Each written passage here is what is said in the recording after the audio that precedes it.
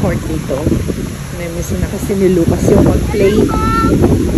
So silang dalawang mag-ama yung maglalaro ngayong basketball.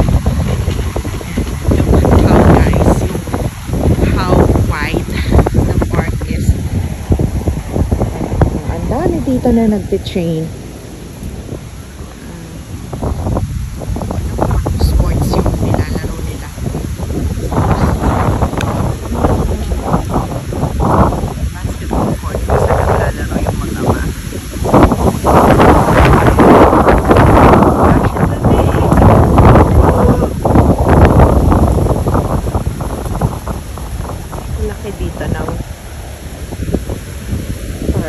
Ang daming nagte-train.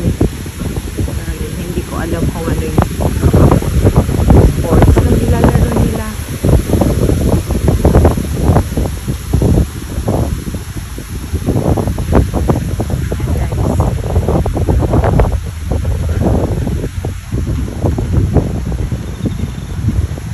Gusto ni Shami. Sabayan ko daw siya kasi first time namin dito sa park na to. Taas ng araw pero sobrang lamig. Tapos sobrang mahangin. Yan. Go, love. Go.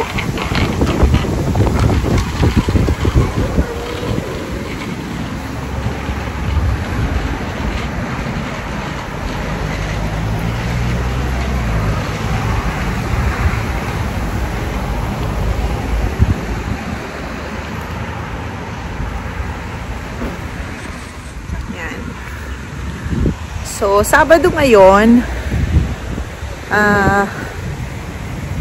16 ba ngayon? No, 17.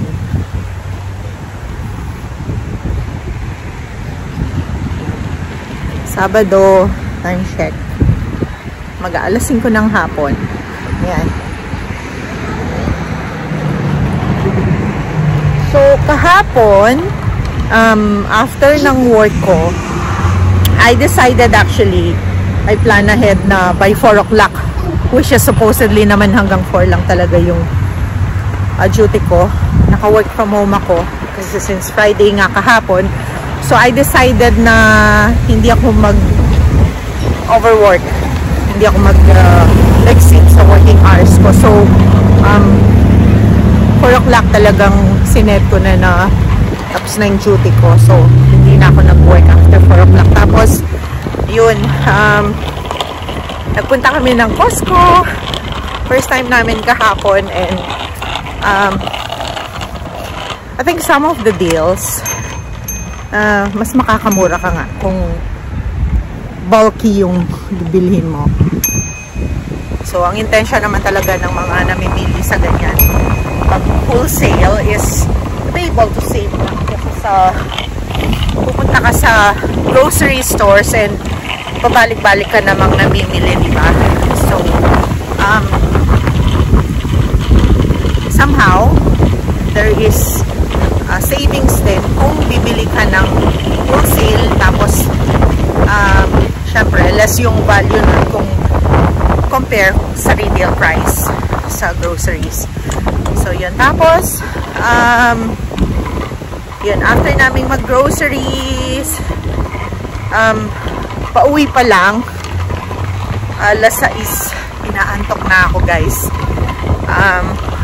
Ewan ko ba, like 8 o'clock nararamdaman ko na kasi dito yung antok. And so, sabi ko kay Butch, maglinis na ako ng bahay bago pa ako antukin. Kasi alam ko, once na umupo na ako ng sofa, pag uwi namin ng alas 6, makakatulog na ako. So, I decided na pag uwi namin ng bahay after groceries, naglinis na ako ng bahay, nag-general cleaning na ako. Kasi ang routine is that, usually, Friday afternoon,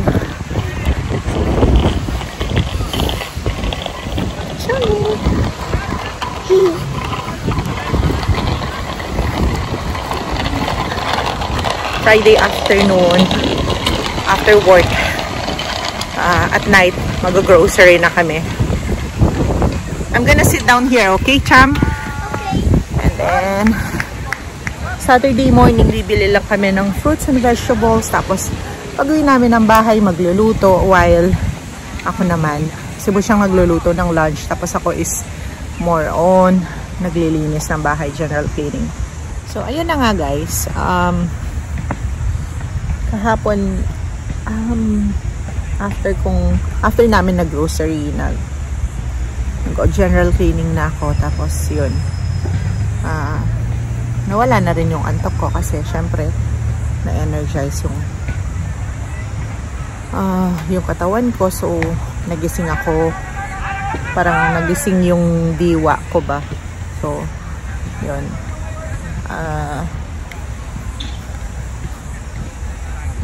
natulog kami siguro mga 11 o'clock na yata. Nanood kami ng Showtime habang nagre-relax after kung linis ng bahay. So, ayun lang. Grabe, ang lamig naman dito.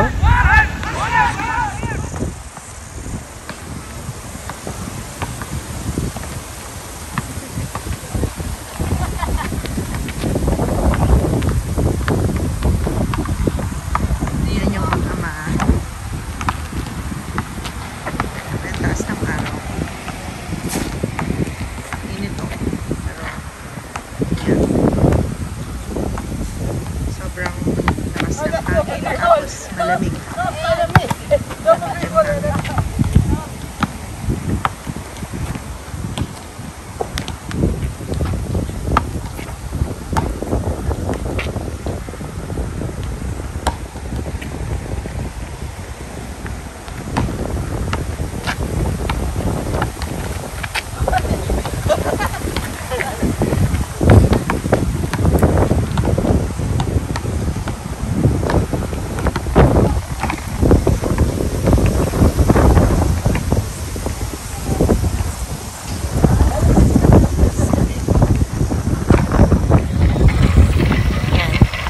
So usually ang routine namin nga yun, pag Sabado ng umaga,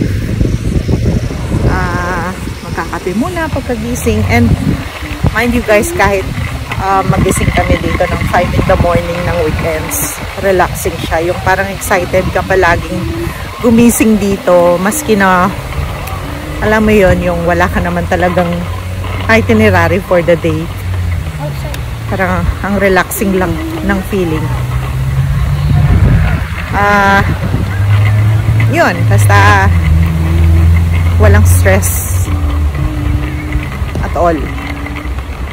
Tapos, so, ganun lang pagka Sabado, maaga kaming gigising, kwentuhan lang ni Butch. Kahit ano lang ang pagkukwentuhan namin. Tapos,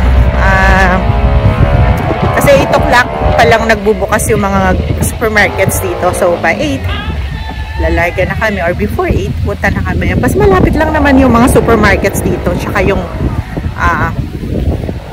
meat shops, vegetable, fruit shops. Malapit lang naman sa amin. Yun. So, actually, bumibili kami ng fruits and vegetables dun sa mga meat shops and vegetable shops, not sa supermarket, kasi yun sa mga fruit and vegetable shops talagang fresh yung mga products. At the same time, mas mura sila, tas mas marami kang options compare kasi sa supermarket. Syempre mas mahal na dun, tapos kukunti lang yung options. So ayun, actually ako, ang ginagawa ko minsan, kasi nga yung mga items na, yung mga fruits or vegetables na sobrang ripe na, mura mo lang makukuha. Minsan, bumili ako ng isang bungkos ba yun, ng saging. Parang $2 yata. Sobrang dami. Kasi ang ginagawa ko naman sa mga saging is, ginagawa ko silang pancake para sa mga bata. Pag breakfast kasi, si Sam mas prefer niya yung pancake. Ang ginagawa ko, nilalagyan ko ng 2 saging, tapos flour, milk, fresh milk, butter, salt. Yun na yun. Tapos eggs. So yun lang yung ingredients niya. Healthy na, masarap pa. So kesa naman bumili ako ng unripe bananas, tapos pahihinugin ko rin naman para gawin silang pancake, diba? So might as well bumili na lang ako ng mga ripe bananas or overripe bananas. Kasi yun lang yung purpose nila. Dati mahilig sa saging si Chami, mahilig siyang kumain ng bananas. Actually magkapatid. Especially si Sao, mahilig talaga siya sa prutas. Gustong-gusto niya yung grapes, oranges, bananas. Compare kay Lucas. Si Lucas hindi siya masyadong ma-fruits.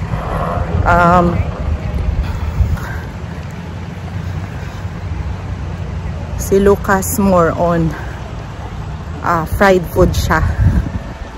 Ano ba si Chami? Pinapabalik ko na. Dumiretso pa. Teka nga. So, ayun na nga. Yung si Lucas and Sal, mahilig sila sa prutas before. Si Lucas nung medyo younger siya, gusto niya yung bananas. Pero si Chami, especially watermelon, talagang yun yung paborito niya. Mo itong si Chami, layo na ng nilakad ko. Diyos ko. Parang sa layo na ng nilakad ko.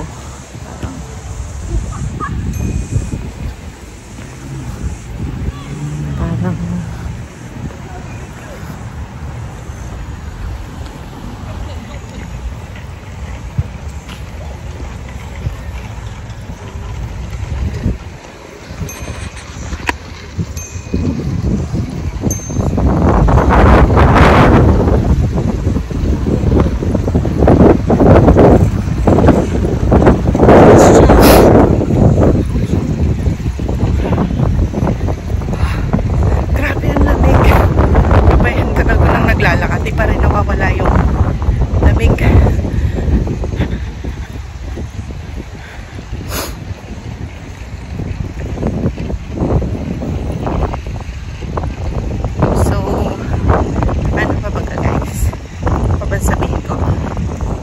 yun nga, going back to the fruits. Yun. Tapos yung meats naman, tahong ba yun? Grabing mura. Tapos ang lalaki. Minsan pag gusto kong mag-soup, yun yung ginagawa ko. Lalagyan ko siya ng 7-Up at saka ng luya. Yes. Pag piprito ako ng isda, yun na yung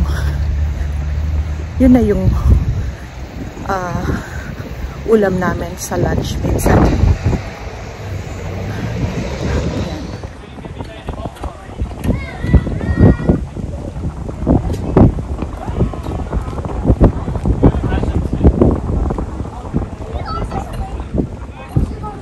Guys, nagsawa na sa kakabike si Chami. Sakit na daw yung legs niya.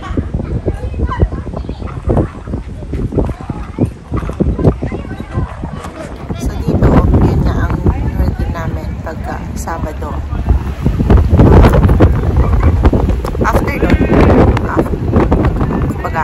After lunch time, pahinga lang sa bahay, nood-nood ng TV.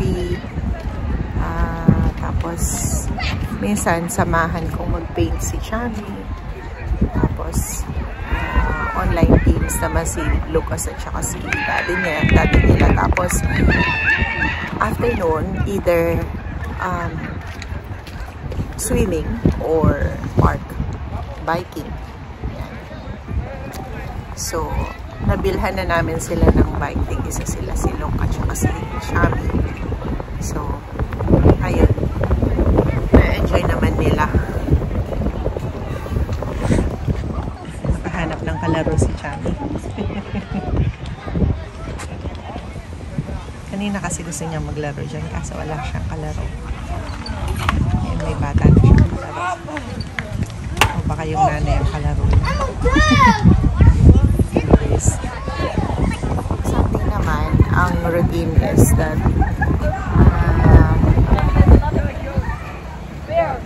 magsisimba kami.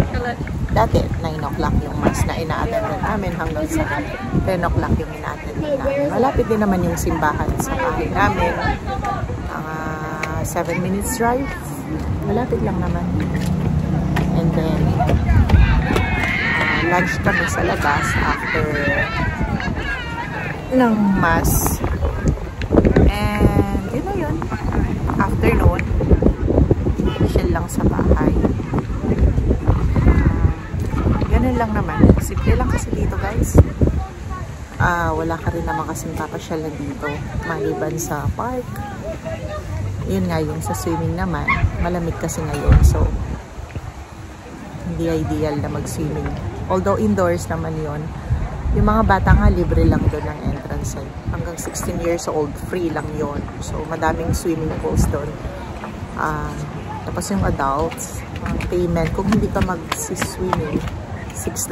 Tapos kung lalangoy ka, $8 babayaran kung adult. Pero yung mga bata hanggang 16 years old, free naman sila. So, pag summer, maganda naman doon. Kasi, syempre, para active yung mga bata. At the same time, hindi may inip yung mga bata. Sa kakalaro lang sa, diba, sa iPad, sa phone, sa computer. Kesa naman sa maglaro ng ganun mga bata. Ang daming nagtatanong ng mga friends sa amin kung kumusta daw yung mga bata, kung hindi daw ba namin isang buhay sa UAE, especially yung mga kids namin na kumbaga yung mga friends nila, syempre sa Abu Dhabi.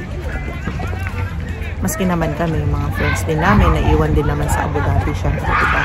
Ganun talaga kapag nag-start ka ng buhay sa ibang bansa. Madaming mga bagay yung masasacrifice, kasama na doon yung paglayo sa mga kaibigan mo, yung mga routines na nakasanayan ninyo, yung lifestyle na nakasanayan ninyo, yung buhay na nakasanayan ninyo sa dati, diba? Pero wala naman kami pinagsisisihan at naging decision namin,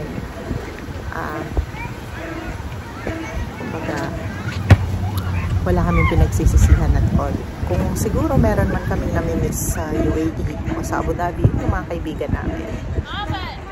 Apart from that, parang wala na. Kasi simple lang din naman kasi kami, and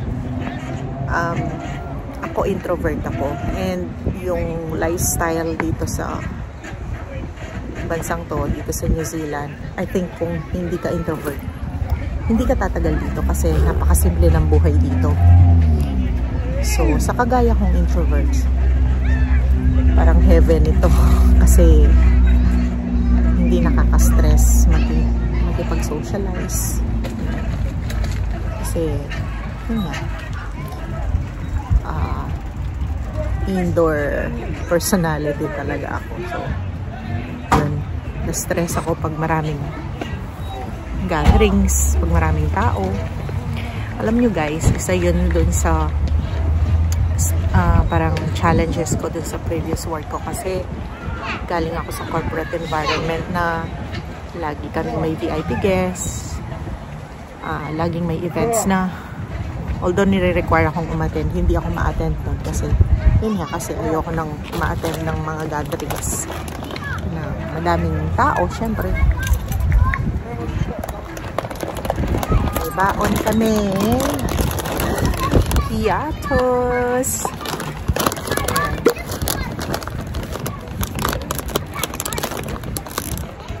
Si Chami. Asa na si Chami? Nakahanap siya ng kalaro yung nanay.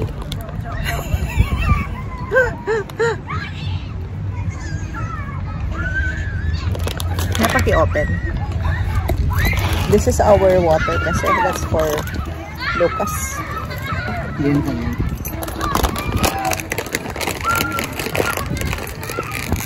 So, ayun nga. Hindi ako ma-attend ng mga events sa office. So, mag-wife. Company events. Katigban dyan, manas Pati naging wife yan. Manas na akong kiban. Kasi nga, na-stress ako pag madaming tao. Kasi nga, introvert ako. Ayoko yung hindi naman sa ayoko. Pagka parang mas pipilitin ko man na makipag-socialize, nahirapan ako. Kasi ganun talaga pag introvert. Parang stressful sa'yo yung environment na napapaligiran ka palagi ng madaming tao. Ganon. Parang nasusuffocate ako, ganon. Syempre dito, ganon din naman. Madaming tao akong nakakahalubilo. Pero, hindi siya stressful kasi you're not required. Kumbaga kung ayaw makipag-usap, edi wag. Kumbaga, hindi yun part ng trabaho. Pero, kasi syempre, nung nasa UAE ako, nasa VIP office ako, expected syempre part ng trabaho is kausapin yung mga bisita. So, yun nga, dahil nasa VIP office ako, laging madaming tao doon. I mean, madaming events, ganyan. And as much as possible, sana gusto ng boss ko na umattend ako kasi especially kapag events ng office namin. Pero may times na uma-attend ako pero talagang hindi ako komportable kasi hindi ako yun eh. Kumbaga, introvert ako. So, nahihirapan ako. Swings, but I need someone to push me. Wait for Kuya. Kuya will join you. Kuya! Hi guys! Sa bahay na kami. Yan, haggard na. Ayan. Siguro mga 1 hour lang kami dun sa park. Kasi gustong magbanyo ng maliit na bata. Ayan. Ayan. May banyo naman dun sa park. Kaya lang mas prefer ko na sa bahay na lang kasi para diretsyong ligo na rin sila. Yun. So, kakatapos lang namin magmerienda. Ito yung nabili namin sa Costco kahapon. Masarap naman siya. Nalalasahan ko nga yung Starbucks na na muffin. So, not bad. Kasi, $11 or $12 yata. Pero buy one, get one naman siya. Tapos, ang lalaki nila. So, yun. So, tapos meron pa akong nabili sa Costco. Ito siya. Ayan. Ano siya? Garlic spread. So, pwede siya sa tinapay, pwede siya sa fish, pwede rin siya sa steak. Kumbaga, ano siya, multi-use. Pwede siya sa seafood, kumbaga.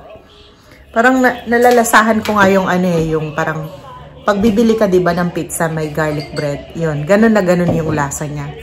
So, iba-iba yung dips na nakita ko. Kaya lang, mas prefer ko to kasi para pag snacks, diba? As long as may tinapay ka, sarap na yung snacks mo.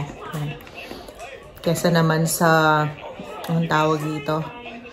Yung iisipin mo pa kung anong snacks, diba, ng mga bata. Gusto naman siya ng mga bata. Kasi parang nalalasahan nila yung garlic bread sa Pizza Hut or Domino's Pizza. Yan. So, tuloy ko lang yung chika ko kanina about dun sa ano ba yun? Yun sa work. Like, dito sa New Zealand, kung introvert ka, kumbaga, yung lifestyle dito, magugustuhan mo siya. Well, I don't know. Siguro, opinion ko lang naman yun. So, kasi, yung buhay dito, kasi simple lang naman. So, walang masyadong galaan.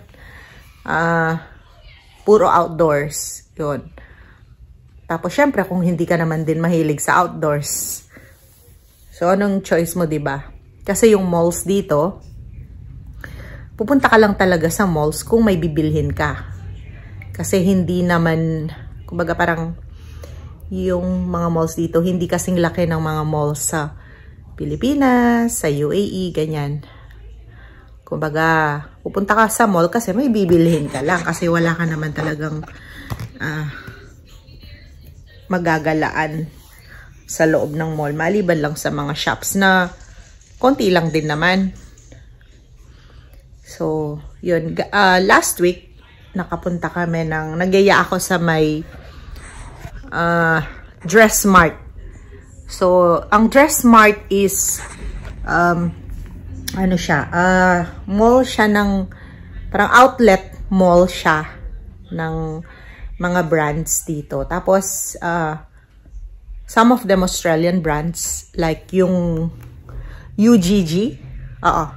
Yung parang sikat na boots ng Australian brand. Tapos gustong-gusto ko kasing makabili nun. Sikat na Australian brand siya. Tapos dami kong nakikita mga celebrities na suot yun. So tinignan ko yung reviews niya kasi syempre, 'di ba, hindi ka naman nagsusuot talaga ng boots sa UAE kasi nga mainit doon. Kahit naman sa Pinas, di ka magsusuot ng boots sa init ng panahon doon. So dito syempre, pa winter na. In fact, yung weather ngayon dito, kumbaga malamig na siya, nag-start ng lumamig. So excited na akong mag-outfit. So minsan nga pag ang suot ko sa office, nakabili ako doon sa Shein na, alam niyo yung yung tights na sobrang kapal siya, na fleece ba yung tawag doon. Kumbaga yung loob niya, yung interior ng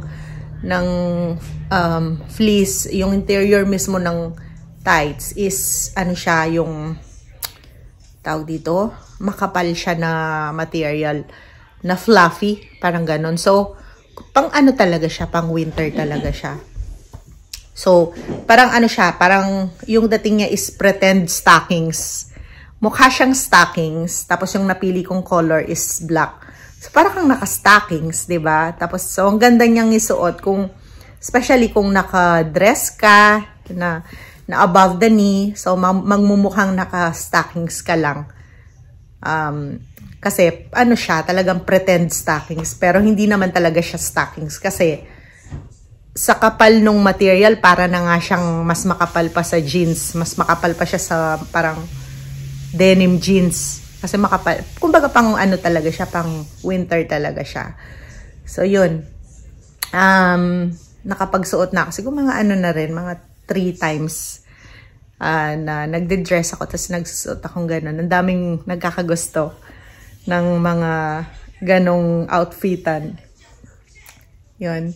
Kasi syempre, first time namin, o first time ko magsuot ng mga pang winter clothes. Sa UAE naman kasi, though may winter, syempre hindi naman ganon kalamig yung winter temperature sa UAE. So dito may enjoy mo talaga ang winter kasi nga talagang malamig na malamig. Yun. So ano pa ba?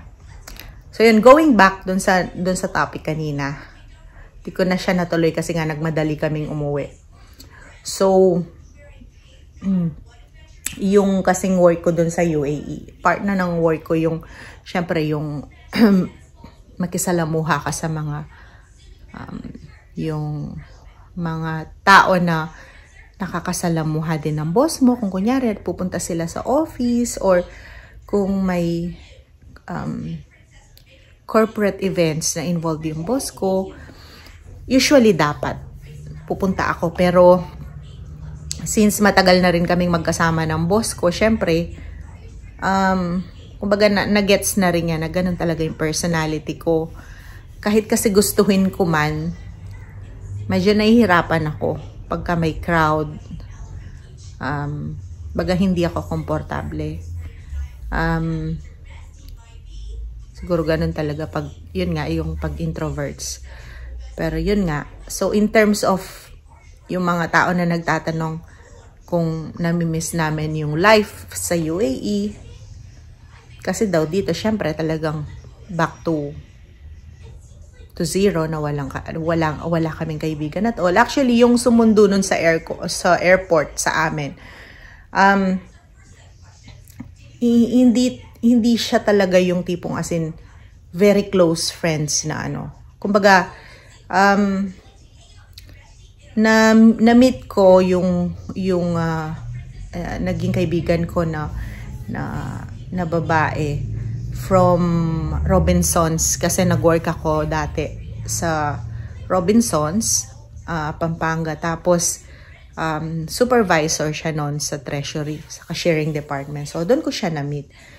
So yun, after siguro ilang months lang, yun, kasi lumipat siya ng ibang branch. So yun, paminsan-minsan nadalaw siya doon hanggang sa nung lumipat na rin ako ng work sa Hyundai. Doon ko nakilala yung napangasawa ko, si Butch. So hanggang sa we lost touch na nung kaibigan ko. So nung bago kami magpunta dito, nalaman ko na a month before yata na magpunta kami dito, nalaman ko na papunta rin siya dito. Kinuha siya nung boyfriend niya, resident visa na agad siya. So, yun.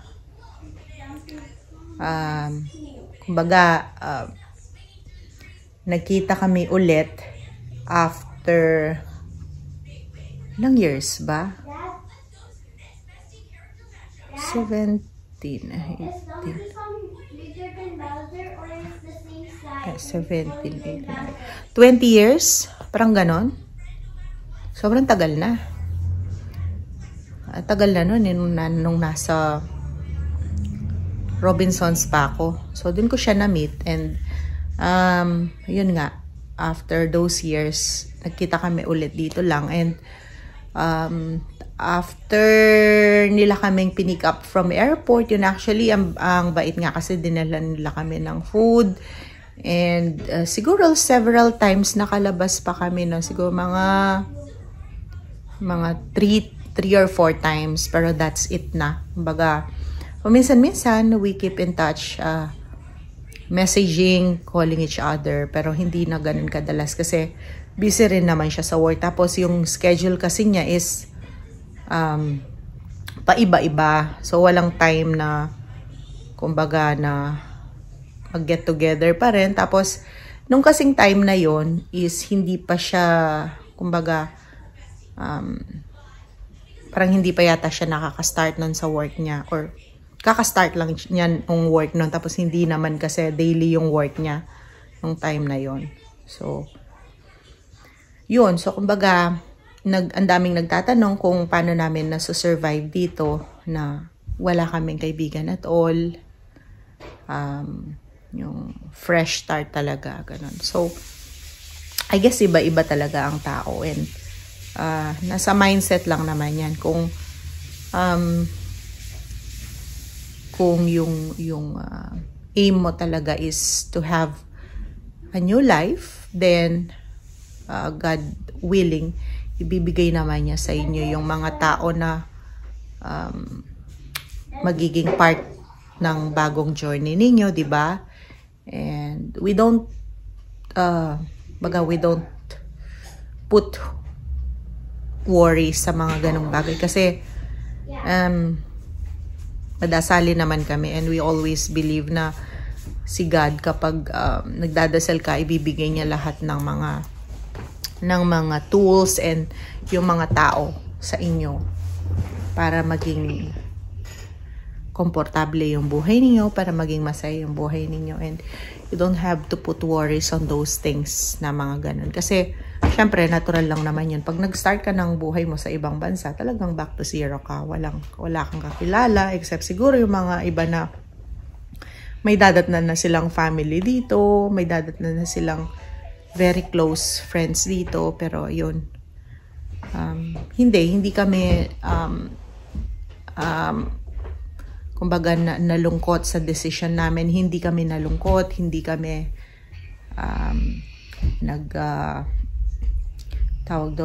nagdalawang isip, hindi kami nagsisi sa decision namin to move here. It's been how many months?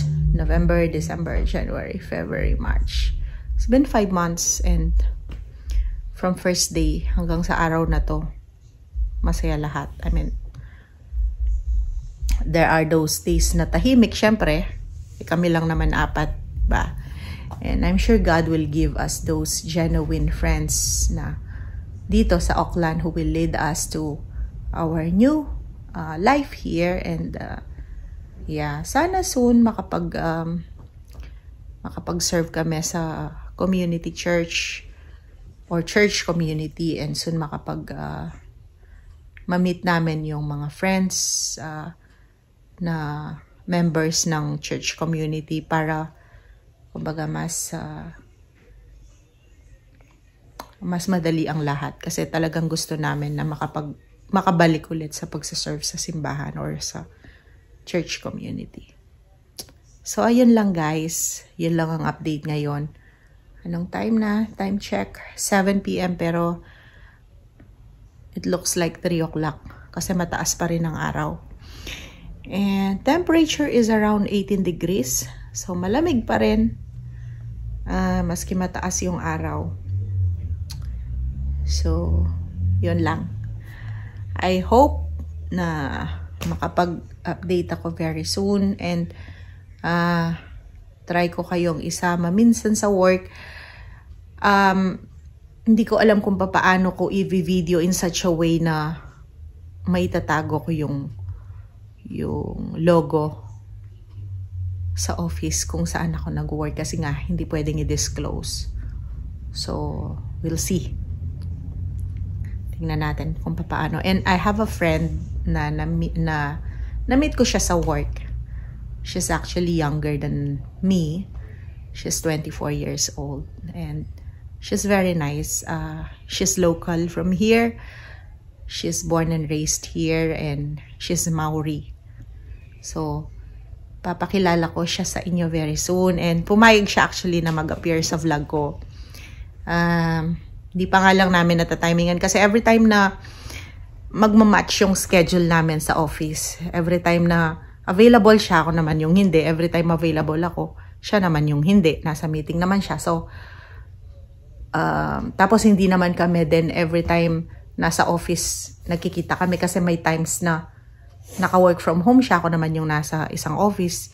May time naman akong nandun sa office na yon, siya naman yung nasa kabilang office. So, madalang kaming magkita, and pag naman nagkita kami at nagkape kami, nakakalimutan ko ng mag-vlog. So, pero sinabi ko sa kanya na include ko siya sa vlog. So, yun nga, excited din naman siya. And,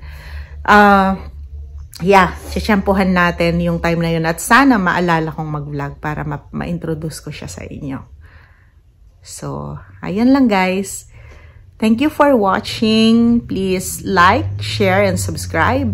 And hope to see you soon. Bye!